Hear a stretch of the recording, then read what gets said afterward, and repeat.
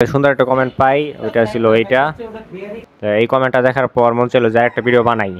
আজকের ভিডিও মূলত মানে খুব একটা ইনফরমেটিভ না, মানে যাদের সাইক্লিংয়ের প্রতি আগ্রহ আছে বা মানে আমার যে ট্রেক আছে ওইটা নিয়ে একটু টুকটাক ভিডিও দেখতে চান, আশা করি তাদের ভালো লাগবে। একটা ভিডিও আপলোড করছিলাম আজ থেকে প্রায় 1.5 বছর আগে, যেটা ছিল আমার IFX-এর ক্র্যাঙ্ক সেট।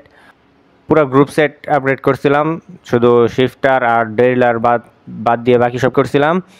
আর এটা আমি একটা সমস্যা ফেস করছি, যেটা হচ্ছে যে মানে 1.5 বছর আমি এটার খুব একটা যত্ন নেই ওই হিসাবে দৌড়ে প্যাডেলের সময় চেইন রিংয়ের সাথে, সামনের চেইন রিংয়ের সাথে মানে উইঠা আইসা পড়তো। ওইটা যে নিচ দিয়ে রিলিজ করার কথা ওইটা হইতো না, ভিডিও দেখাইলে বুঝতে পারবেন।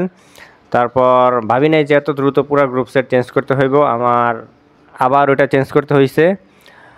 এবার সামনের চেইন রিং যেটা ইউজ করতেছি ওইটা হচ্ছে স্নেইলের, প্রাইস মোটামুটি একই রকম। এবার আগে ছিল 32 টিথ, এবার 34 টিথে আপগ্রেড করছি।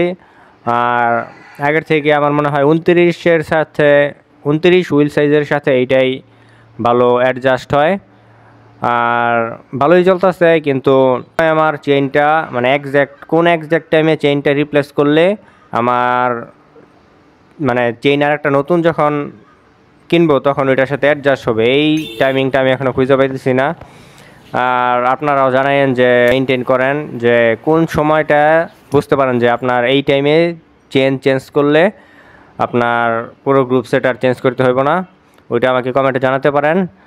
আর এখন যেটা নিচ্ছি ওইটা ব্লু কালার, দেখতে ভালোই সাইকেলের সাথে স্যুট করে। আমার সাইকেলটা মোটামুটি দেখতে মানে একটু কী বলে মানে অতটা ফুইটা ওঠে না, ওই হিসাবে ওইটার ভিতরে যদি কিছু মানে কোনো ব্রাইট কালার অ্যাড করি ওই হিসাবে ওইটা আরও সুন্দর লাগে।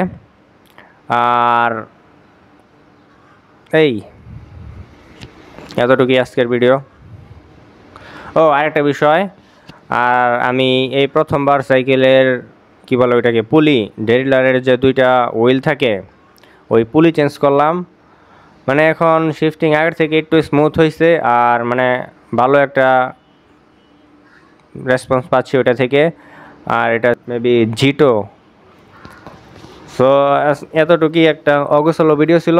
যারা সাইক্লিংয়ের প্রতি আগ্রহ আছে আমার বাকি ভিডিওগুলো চেক করতে পারেন। আজকের জন্য এই পর্যন্তই। আসসালামু আলাইকুম।